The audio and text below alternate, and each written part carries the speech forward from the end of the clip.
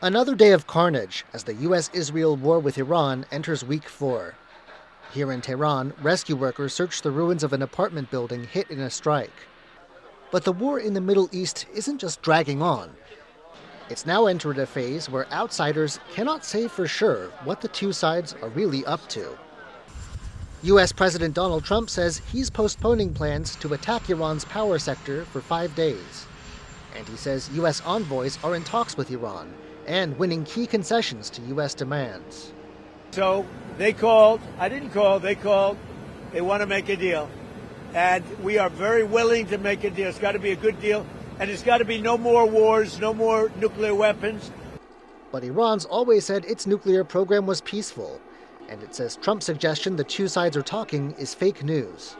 State media cited the country's parliamentary speaker posting on social media that talks with the U.S. never happened. In reaction to Trump's false claim, the Speaker of the Parliament emphasized that no negotiations have taken place with the U.S.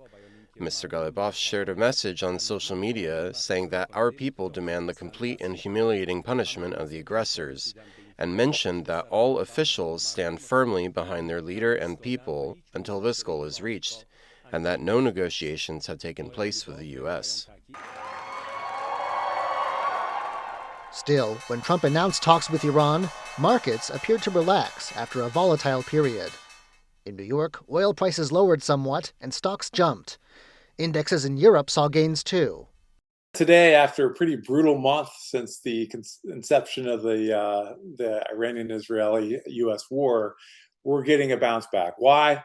Clearly, it's because of Trump's tweet today that there'd be a 5-day moratorium on energy infrastructure strikes.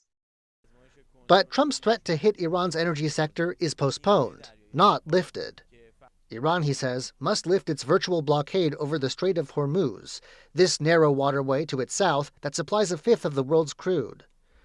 Now, Trump's going even further, saying the strait will next go under what he called joint control, perhaps with himself in one of the controlling roles. And if in 5 days Iran doesn't meet his demands, he says bombing will continue. Eason, Chen, and John Van Trieste for TaiwanPlus.